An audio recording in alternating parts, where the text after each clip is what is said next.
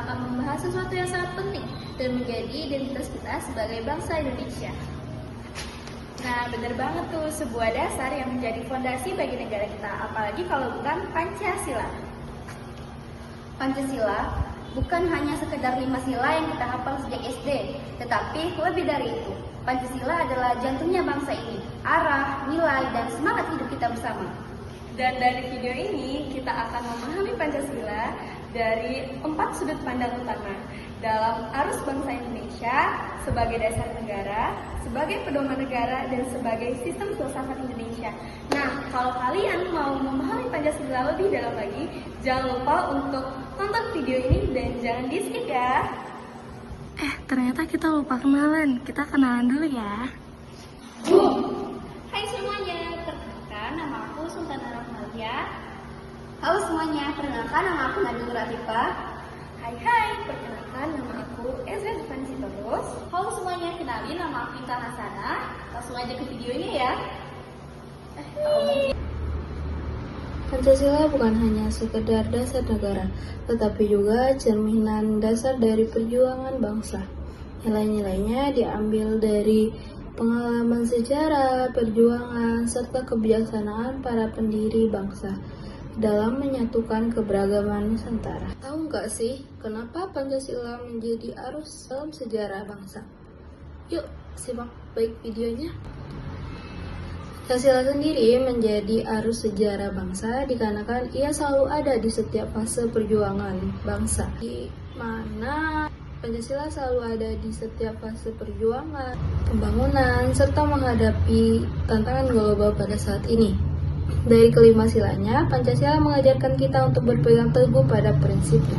Di antaranya ada ketuhanan, kemanusiaan, persatuan, kemusyawaraan, serta keadilan sosial. Dalam kehidupan berbangsa dan bernegara, Pancasila menjadi panduan moral dan arah dalam bertindak, yang menegaskan bahwa kemajuan bangsa tidak hanya diukur dari pembangunan fisik, tetapi juga dari beberapa dalam nilai-nilai Pancasila yang dihayati oleh rakyatnya. Sampai pada saatnya, setiap generasi memiliki tanggung jawab untuk menjaga dan mengamalkan Pancasila agar tetap hidup sebagai roh dan arus utama dalam perjalanan sejarah bangsa Indonesia. Hai, kali ini saya akan ngajak kalian untuk membahas Pancasila sebagai dasar negara. Kita sering nih dengar istilah Pancasila, tapi sebenarnya apa sih makna Pancasila sebagai dasar negara? Pancasila sebagai dasar negara adalah fondasi utama berdirinya Indonesia. Bayangin nih, bangunan yang kokoh pasti punya fondasi yang kuat kan? Nah, begitulah perbandingan Pancasila sebagai dasar negara. Artinya adalah setiap aturan, kebijakan pemerintah, hingga perilaku kita sehari-hari harus berlandaskan dengan nilai-nilai Pancasila. Nah, kedudukan Pancasila ini tertulis di pembukaan Undang-Undang Dasar 1945 alinea ke-4. Di sana tertulis kelima sila yang sering kita hafal sejak SD. Tetapi, ini bukan cuma sekadar hafalan, melainkan adalah sumber hukum tertinggi, di mana setiap peraturan, mulai dari undang-undang hingga ke peraturan daerah, wajib berlandaskan dengan nilai-nilai Pancasila. Lalu, apa sih sebenarnya fungsi Pancasila itu? Pancasila berfungsi sebagai sumber dari segala sumber hukum. Pancasila berfungsi sebagai pedoman sebagai kehidupan berbangsa dan bernegara, serta Pancasila berfungsi sebagai petunjuk tujuan nasional, supaya kita tahu kemana arah bangsa ini. Artinya, Pancasila itu bagaikan kompas yang menunjukkan arah agar kita tidak tersesat. Nilai-nilai Pancasila ini bukan hanya sekadar dihafalkan, melainkan diwujudkan dengan tindakan nyata. Misal, kebijakan Indonesia membuat peraturan yang adil untuk untuk semua rakyat. Oke. Nah, itu merupakan wujud sila kelima. Misal juga ketika kita sedang berdiskusi untuk membuat keputusan, itu merupakan contoh sila keempat. Artinya adalah Pancasila ini bukan hanya hadir di buku pelajaran, melainkan hadir di setiap tindakan kita dalam sehari-hari.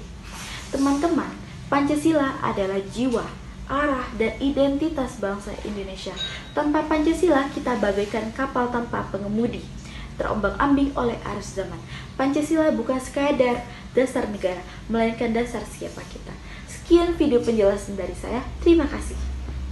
Halo semuanya, lanjut ke materi selanjutnya ya. Nah, teman-teman aku kan udah jelasin tadi Pancasila dalam arus sejarah bangsa Indonesia, lalu Pancasila sebagai dasar negara. Selanjutnya aku bakalan ngejelasin Pancasila sebagai ideologi negara ya. Nah, kalau kita dengar kata ideologi itu kesannya kayak berat banget ya. Tapi simpelnya, ideologi itu adalah suatu pandangan atau pedoman hidup dalam suatu bangsa. Nah, karena Pancasila ini udah disebut sebagai ideologi negara, maka nilai-nilai tersebut akan mengandung kerakyatan, kemanusiaan, persatuan, keadilan yang sesuai lah dengan isi-isi Pancasila itu. Dan itu dijadikan sebagai dasar untuk mengatur kita sebagai masyarakat bagaimana berbangsa dan bertanah air, bernegara yang baik, yang sesuai dengan nilai luhur kita. Nanti aku akan bahas ya. Pancasila itu juga sangat penting untuk dikaji. Karena apa? Karena zaman ini, akhir-akhir ini, kita itu sedang menghadapi tantangan-tantangan, baik tantangan dari luar maupun dari dalam, sehingga kita bisa lupa sama nilai-nilai Pancasila itu. Tantangan kan bisa dari luar, bisa dari dalam. Kalau dari luar itu arus globalisasi, kemajuan teknologi. Kalau misalnya dari dalam ya biasa kita seperti perbedaan-perbedaan yang membuat kita menjadi seperti mungkin perbedaan agama yang membuat kita terpecah belah, ataupun banyak oknum-oknum yang tidak bertanggung jawab. Itu adalah salah satu tantangan yang harus kita lawan ya, teman-teman semuanya. Nah, di sinilah urgensi Pancasila itu, teman-teman, agar kita tetap mempunyai pegangan hidup dan juga tetap mempunyai jati diri di tengah perubahan dunia ini. Nah, kalau kita kaji lagi dari sisi sosiologis, politik maupun sejarah, Pancasila ini bukanlah suatu hal yang tiba-tiba datang. Isi kelima Pancasila itu bukan tiba-tiba nemplok gitu aja, teman-teman. Tapi Pancasila ini lahir dari memang adalah kebiasaannya bangsa Indonesia.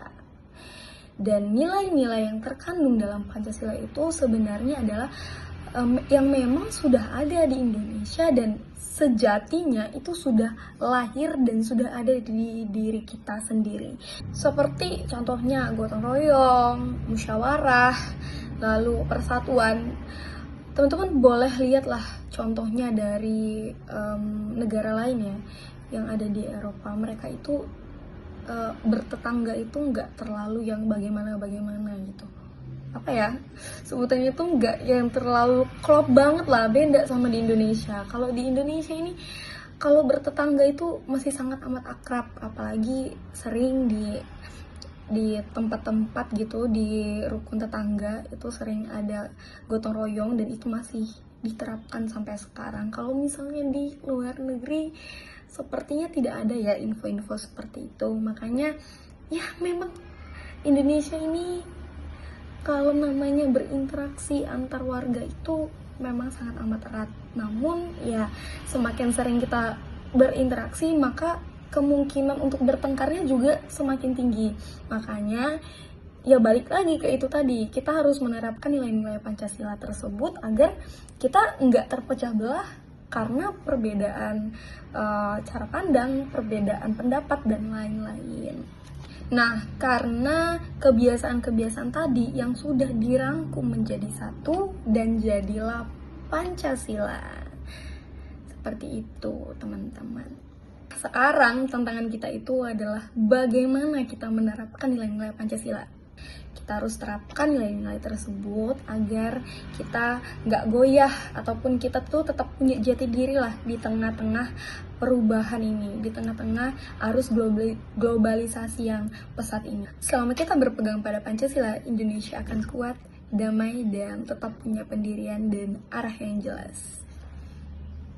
Oke, segini dulu yang aku sampaikan tentang Pancasila sebagai ideologi negara. Aku harap aku, kamu, dan kita semua mengerti bagaimana penerapan Pancasila ini. Sekian, terima kasih. Halo teman-teman, jadi hari ini aku mau bahas tentang Pancasila sebagai sistem filsafat. Nah, kita kan sering dengar Pancasila sebagai dasar negara.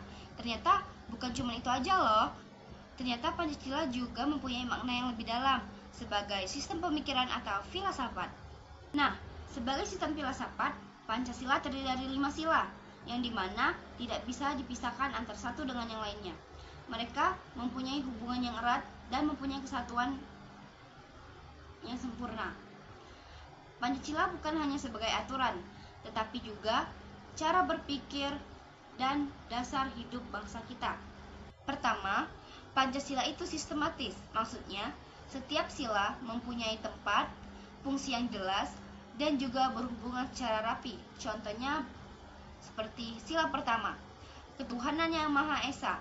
Jadi, dasar moral kita sebagai bangsa yang religius. Selanjutnya yaitu kemanusiaan yang adil dan beradab, persatuan Indonesia, kerakyatan yang dipimpin oleh hikmat kebijaksanaan dalam permusyawaratan perwakilan, dan juga keadilan sosial bagi seluruh rakyat Indonesia adalah pandangan hidup bangsa kita. Yang kedua, Pancasila itu komprehensif, artinya nilai-nilai di dalamnya tidak hanya membahas soal politik atau pemerintahan, tetapi juga mencakup seluruh aspek kehidupan kita, seperti sosial, budaya, ekonomi, bahkan cara kita berinteraksi dengan satu dan yang lainnya. Yang ketiga, nilai-nilai Pancasila itu fundamental, artinya mereka mengatur semua kebijakan dan tindakan di Indonesia. Kita bisa melihat sebagai landasan berkehidupan, berbangsa, dan bernegara agar berjalan dengan baik, adil, dan harmonis.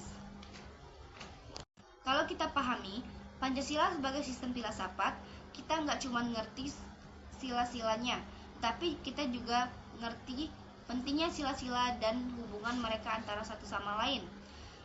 Kita bisa mengamalkan nilai-nilai Pancasila dalam kehidupan sehari-hari, misalnya menghormati perbedaan, menjaga persatuan, dan selalu berbuat adil. Terima kasih. Pancasila lahir dari perjuangan bangsa Indonesia. Menjadi dasar negara, ideologi pemersatu juga pandangan hukum. Memahami keempat aspek ini membantu kita untuk menghayati nilai-nilai Pancasila secara utuh. Bukan hanya konsep, Pancasila sebagai pedoman hidup bangsa Indonesia. Nah, segini dulu ya penjelasan dari kami mengenai pemahaman Pancasila. Dan kalau udah kayak gini, kalian udah paham kan tentang Pancasila dan 4 sudut pandang utamanya itu. Sekian dulu, terima kasih. Bye-bye!